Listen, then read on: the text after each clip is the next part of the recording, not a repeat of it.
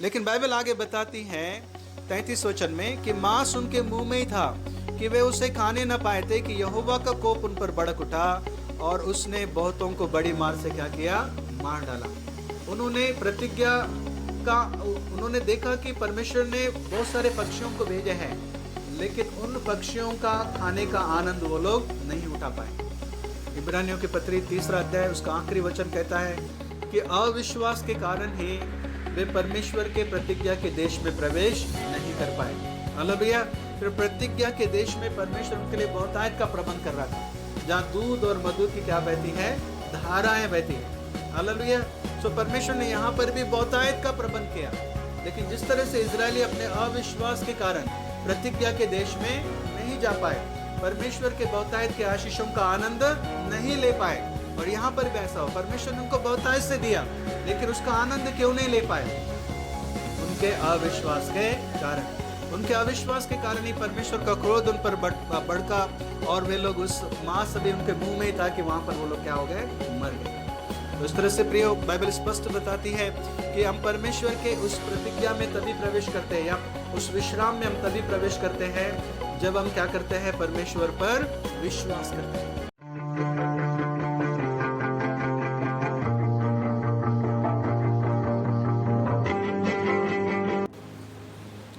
Hallelujah.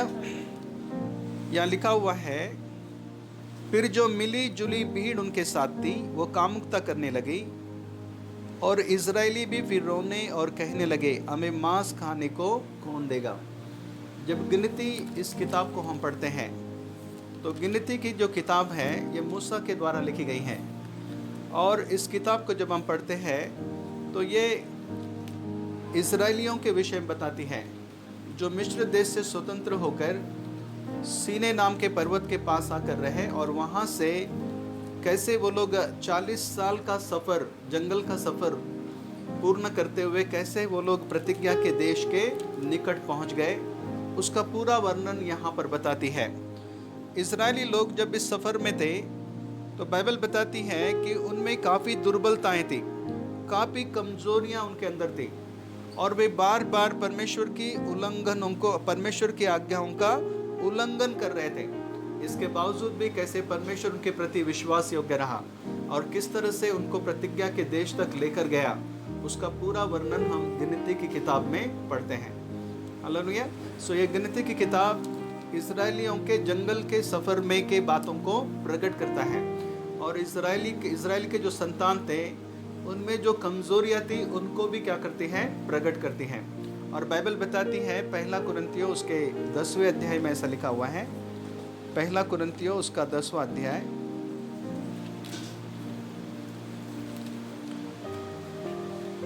और उसके 11वें वचन में ऐसा लिखा हुआ है, परंतु ये सब बातें हाँ, जो उन पर पड़ी दृष्टांत की रीति पर थी, और वे हमारे चेतावनी के लिए जो जगत के अंतिम समय में रहते हैं लिखी गई है। सो यहाँ लिखा है कि इजराइल के संतानों पर जो सारी बातें पड़ी या उन पर बीती, ये सब कैसे हैं, दृष्टांत की रीति पर है, कि वे हमारी चेतावनी के लिए जो जगत के अंतिम समय में रहते हैं लिखी गई हैं। तो ये बातें जो इजराइल के संतानों पर बीती हैं वो हम लोगों के लिए जो जगत के अंत के समय में रह रहे हैं। आप विश्वास करते हैं कि आप जगत के अंत के समय रह रहे हैं, क्योंकि जैसा यीशु मसीह ने कहा, जगत के अंत के आने के पहले क्या चिन्ह प्रकट होंगे, इन दिनों हम उन सभी चिन्हों को प्रकट होता हुआ देख रहे हैं। तो ये बातें जो इजरायलियों के संतानों पर बीती है वो हमारे ही चेतावनी के लिए लिखी गई हैं। हालेलुया। तो इस तरह से हमें उन बातों को जो इजरायलियों के संतान पर बीता है उनको देखकर हमें कुछ सीखने की आवश्यकता है, हमें भी जागृत रहने की आवश्यकता है उन बातों को सीख कर। हालेलुया। तो आज हम देखेंगे कि गिनती की किताब उसके 11वें अध्याय में कौन सी ऐसी बात है जो इजरायलियों के संतान पर बीती जो हमें एक चेतावनी देती हैं। तो हम देखते हैं फिर से गिनती उसका 11वां अध्याय 4 वचन में ऐसा लिखा हुआ है, फिर जो मिलीजुली भीड़ वह कामुकता करने लगी, हाँ, और इजरायली भी फिर रोने और कहने लगे, हमें मांस खाने को कौन देगा। यहाँ लिखा है, फिर जो मिली जुड़ी भीड़ उनके साथ थी वो कामुकता करने लगी और इज़राइली भी फिर रोने और कहने लगे। यहाँ पर हम इज़राइलियों को देखते हैं कि इज़राइली रोने लगे, ऐसा लिखा हुआ है, रोने और कहने लगे। मराठी भाषांतर को जब हम पढ़ते हैं तो उसमें ऐसा लिखा हुआ है, वो लोग रडनारे गाने गाओ लागले, ऐसा लिखा हुआ है। यानी रोने के गीतों को वो लोग क्या करने लगे, गाने लगे। यहाँ उनके रोने के बारे में लिखा हुआ है। इंग्लिश में रोने के लिए वेप्ट या वीप शब्द आया है, जिसका मतलब होता है आंखों से आंसू बहना। इज़राइली यहाँ पर क्या कर रहे हैं, रो रहे हैं।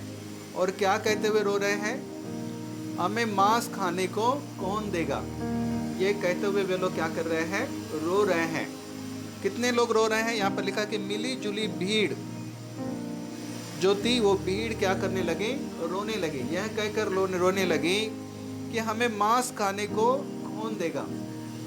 5वें वचन में लिखा हुआ है, हमें वे मछलियां स्मरण है जो हम मिस्र में सेंतमेंत खाया करते थे, और वे खीरे और खरबूजे और गंदने और प्याज लहसुन भी, परंतु अब हमारा जी घबरा गया है, यहाँ पर इस मन्ना को छोड़ और कुछ भी देख नहीं पड़ता। देखिए वो लोग रोते हुए क्या कह रहे हैं कि हमें स्मरण है कि जब हम मिस्र में गुलामी में थे तो वहाँ पर हमको मछलियाँ मुफ्त में मिल जाती थी, प्याज मुफ्त में मिल जाता था। ठीक है, जब हम लोग घर में मांस लाते हैं तो उस समय उसके साथ में हम ये सारी चीज़ों का इस्तेमाल करते हैं, प्याज, फिर उसके बाद में क्या, ककड़ी, हाँ, लहसुन और इस तरह मसाले वाले चीज़ों का हम क्या करते हैं, इस्तेमाल करते हैं। तो वो एक प्रकार से ये कह रहे हैं कि इस हमें मांस को खाने के योग्य कौन बना कर देगा। जब हम मिस्र में थे तो हम मछलियाँ अपने लिए अच्छा पका कर बना कर क्या करते थे, खाते थे। तो वो लोग कहाँ का स्मरण कर रहे हैं, मिस्र में जहाँ पर वो लोग गुलाम थे, उस गुलामी को पसंद कर रहे हैं वो लोग वहाँ पर। इसलिए उस गुलामी को पसंद कर रहे हैं क्योंकि वहाँ पर उनको खाने के लिए अच्छा स्वादिष्ट क्या मिलता था, भोजन मिलता था। और वो लोग कह रहे हैं कि यहाँ पर क्या मिल रहा है हमको, मन्ना के सिवा और कुछ नहीं मिल रहा है। जो मन्ना वो भोजन था जो परमेश्वर उनको आकाश से गिरा कर दे रहा था, स्वर्ग से गिरा कर दे रहा था। हालेलुया। लेकिन उस मन्ना की तुलना में वो लोग उस भोजन को स्मरण कर रहे हैं जो उनको कहाँ मिलता है, मिस्र में मिला करता था।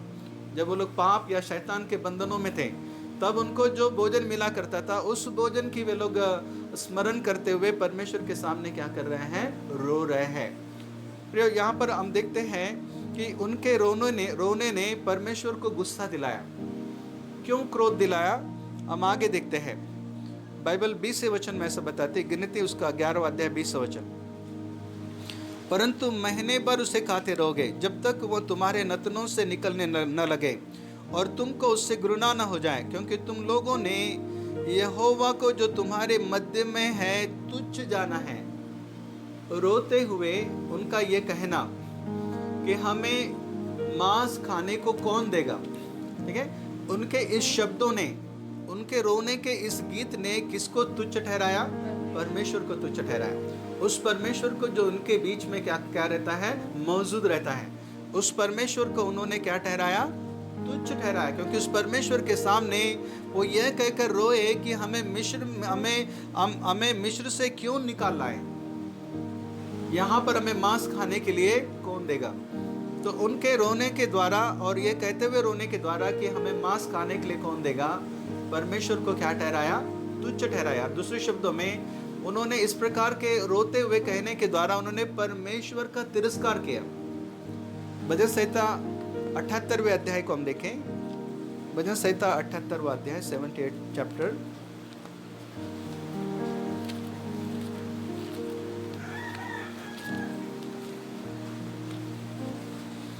और उसके 19 और 20 वचन में ऐसा लिखा हुआ है कि वे परमेश्वर के विरुद्ध बोले और कहने लगे, क्या परमेश्वर जंगल में मेज लगा सकता है?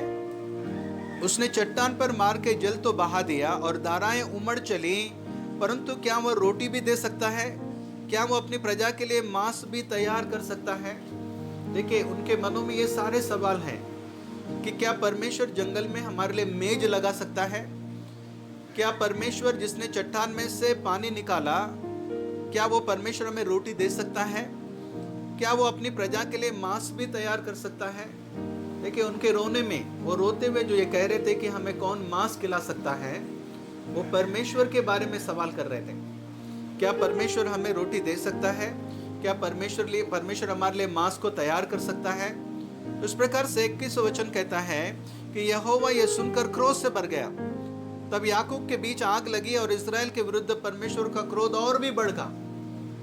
उनके रोने पर परमेश्वर का क्रोध क्यों बढ़ा? क्योंकि यदि हम 22 वचन को पढ़े कोई, इसलिए कि उन्हें परमेश्वर पर विश्वास नहीं इसलिए कि उन्होंने परमेश्वर पर क्या नहीं रखा? विश्वास नहीं रखा। उनके रोकर ये कहने ने कि हमें मांस कौन खिलाया, परमेश्वर के प्रति अविश्वास को क्या किया? प्रकट किया। सो बाइबल बताती है उन्होंने ना ही परमेश्वर पर विश्वास रखा और ना उसकी उद्धार करने की शक्ति पर भरोसा रखा। देखिए उनके मनों में क्या था? अविश्वास था। उनका अविश्वास उनके रोकर ये कहने के द्वारा कि हमें मांस कौन खिलाएगा, ये क्या हो गया? प्रकट हो गया। तो इस्राएलियों ने परमेश्वर पर क्या नहीं किया? विश्वास नहीं किया। उसके उद्धार करने की शक्ति पर उन्होंने भरोसा नहीं किया। तो उन्होंने क्या किया? परमेश्वर पर अविश्वास किया। हालेलुया। ऐसा नहीं कि परमेश्वर ने उनको रोटी नहीं खिलाया था, ऐसा नहीं कि परमेश्वर ने उनको मांस नहीं खिलाया था। निर्गमन उसके 16वें अध्याय को हम देखेंगे। निर्गमन उसका 16वां अध्याय, निर्गमन उसका 16वां अध्याय, उसके पहले वचन में ऐसा लिखा हुआ है, फिर एलिम से कुछ करके इस्राएलियों की सारी मंडली मिस्र देश से निकलने के बाद दूसरे महीने के 15वें दिन को सीन नामक जंगल में जो एलिम और सीनै पर्वत के बीच में है आ पहुंचे। यहाँ पर लिखा हुआ है मिस्र देश से निकलने के बाद दूसरे महीने के 15वें दिन को। अभी वे लोग मिस्र देश से निकले थे और वहां से निकलकर कितने दिन हुए थे? 2 महीने 15 दिन, यानी दूसरे महीने के 15 दिन से 1 महीना 15 दिन, ठीक है, 1.5 महीने के लगभग हो गए थे। और इस 1.5 महीने में ही इजरायली ऐसा कहने लगे, तीसरे वचन में इजरायली उनसे कहने लगे, जब हम मिस्र देश में मांस की हड्डियों के पास बैठकर मनमाना भोजन करते थे, तब यदि हम यहोवा के हाथ से मार डाले भी जाते तो उत्तम वही था, पर तुम हमको इस जंगल में इसलिए निकाल ले आए हो कि इस सारे समाज को भूखो मार डालो। देखिए परमेश्वर के विरुद्ध कुड़कुड़ाने लग गए। उनको अभी 1.5 महीने नहीं हुए थे, उनको मिस्र देश याद आने लग गए और कहने लगे कि उस मिस्र देश में मांस की हड्डियों के पास बैठकर वे मनमाना खाते थे, है ना। तो कह रहे परमेश्वर अगर वही हमको मार डालता तो ये हमारे लिए अच्छा रहता। फालतू इस जंगल में हमें भूखा मारने के लिए लेकर आया। वह मिस्र देश से निकलकर, या हम कह सकते कि उद्धार पाकर उनको कितने महीने हुए हैं? 1.5 महीना ही हुआ है। वो कहने लगे, लेकिन परमेश्वर का धन्यवाद हो, परमेश्वर ने क्या किया? 12 वचन कहता है, इस्राएलियों का बुड़बुड़ाना मैंने सुना है, उनसे कह दे कि गोदली के समय तुम मांस खाओगे और बोर को तुम रोटी से तृप्त हो जाओगे और तुम ये जान लोगे कि मैं तुम्हारा परमेश्वर यहोवा हूँ। हालेलुया। तो परमेश्वर ने उनको गोदली के समय यानी शाम के समय मांस खिलाया, बटेरे खिलाया, और सुबह क्या खिलाता था? मन्ना खिलाता था। हालेलुया। सवेरे उनके लिए मन्ना था और शाम को क्या था? बटेरे, मांस खाने को मिलता था। हालेलुया। तो अब यहाँ पर बाइबल बताते, जब गिनती की किताब में हम जाते हैं 10वें अध्याय में, गिनती उसके 10वें अध्याय के 11 वचन में ऐसा लिखा हुआ है कि दूसरे वर्ष के दूसरे महीने के 20वें दिन, हालेलुया, दूसरे वर्ष के, यानी 2 साल हो गए, ठीक है, 2 साल फिर से 1 महीना और 20वां दिन। हालेलुया। वहां पर कितना हुआ था? 1 महीना 15 दिन। हालेलुया। अब यहाँ 2 साल बीत गए हैं। अगर हम देख जाए तो 2 साल 5 दिन बीत गए हैं। हालेलुया। और इन्होंने जो परमेश्वर उनको खिलाया था भूल गए। और क्या कह रहे हैं? इस्राएली फिर रोने और कहने लगे, मैं मांस खाने को कौन देगा। ये लोग भूल गए कि परमेश्वर ने उनको क्या दिया था। मिस्र देश से निकलने के 1.5 महीने के बाद परमेश्वर को क्या दिया था? मांस खिलाया, बटेरे खिलाया था शाम को, और सुबह उनको मन्ना खिलाया था। हालेलुया। ये लोग भूल गए। देखिए अविश्वास परमेश्वर जो हमारे लिए करता है उन बातों को क्या करता है? भूल जाता है। जिनके मन में अविश्वास रहता है, अविश्वासी हमेशा ही जो परमेश्वर उसके लिए करता है उन बातों को वो क्या करता है? भूल जाता है। इसलिए भजन संहिता 78 अध्याय के 11 वचन में ऐसा लिखा हुआ है, उन्होंने उसके बड़े कामों को और जो आश्चर्य कर्म उसने उनके सामने किए थे उनको क्या कर दिया? भुला दिया। देखिए, परमेश्वर जो हमारे लिए करता है उन कामों को हमारा जो अविश्वास है वो क्या करता है? भुला देता है। परमेश्वर के उपकारों को हम क्या करते हैं? भूल जाते हैं। राजा दाऊद कहता है भजन संहिता 103 अध्याय में कि मेरे मन यहोवा को क्या कहे? धन्य कहे। जो कुछ भी मुझ में है उसके पवित्र नाम को धन्य कहे, और ये मेरे मन उसके उपकारों को कभी भी नहीं भूलना। हालेलुया। विश्वास कभी भी परमेश्वर के कामों को भूलता नहीं है, लेकिन इनका मन कैसा है? इन्होंने परमेश्वर के काम भूल गए, लेकिन मिस्र में क्या कहा है वो याद रह गए। हालेलुया। अक्सर ये होता है ना, पिछले साल क्रिसमस में हम क्या कहा है ये हमको याद रहता है, लेकिन अगर हम पूछेंगे पिछले संडे आपने परमेश्वर का क्या वचन सुना, तो उस वचन को हम क्या करते हैं? भूल जाते हैं। हालेलुया। सो हमें क्या स्मरण रखना चाहिए? जो परमेश्वर ने हमारे जीवन में किया है उन बातों को हमें क्या रखना है? स्मरण रखना है, उन बातों को हमें याद रखना है। हालेलुया। लेकिन अविश्वास जो परमेश्वर हमारे जीवन में करता है उन बातों को हम क्या करते हैं? भूल जाते हैं। हालेलुया। तो प्रियो, इन दिनों जबकि हम चर्च में आ रहे हैं, अपने मनों को अपने मनों में अविश्वास को न आने दें। हालेलुया। अपने हृदय में आप अविश्वास को न आने दें। अविश्वास आज तक जो परमेश्वर ने किया है उन बातों को क्या करता है? भुला देता है। तो इस प्रकार से हम देखते हैं कि इजरायली उस बातों को क्या हो गए? भूल गए, और परमेश्वर से कहने लगे कि हमें मांस यहाँ पर कौन खिलाएगा। ठीक है। और आगे क्या हुआ हम देखते हैं।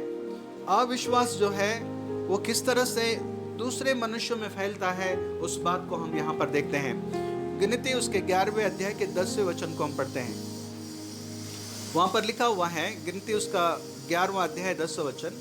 और मूसा ने सब घरानों के आदमियों को अपने अपने डेरे के द्वार पर रोते सुना। हाँ, देखिए यहाँ पर लिखा हुआ है कि मूसा जो उनका अगुआ था, जो उनको मिस्र देश से चुड़ा कर लेकर आ रहा था, परमेश्वर ने जिसका इस्तेमाल किया, बाइबल बताती है कि मूसा ने देखा कि जो मिली जुड़ी भीड़ अब तक रो रही थी, लेकिन अब उसने देखा कि प्रत्येक परिवार में से एक आदमी या प्रत्येक परिवार में से आदमियों को उसने अपने डेरे के द्वार पर रोते हुए क्या किया? सुना। एक भीड़ रो रही थी, लेकिन अब वो रोना क्या हो गया? पूरे डेरे में क्या हो गया? फैल गया। अविश्वास फैलता है। ठीक है। इसलिए हमें विश्वासियों की संगति में रहना है, अविश्वासियों की संगति में नहीं रहना है। हालेलुया।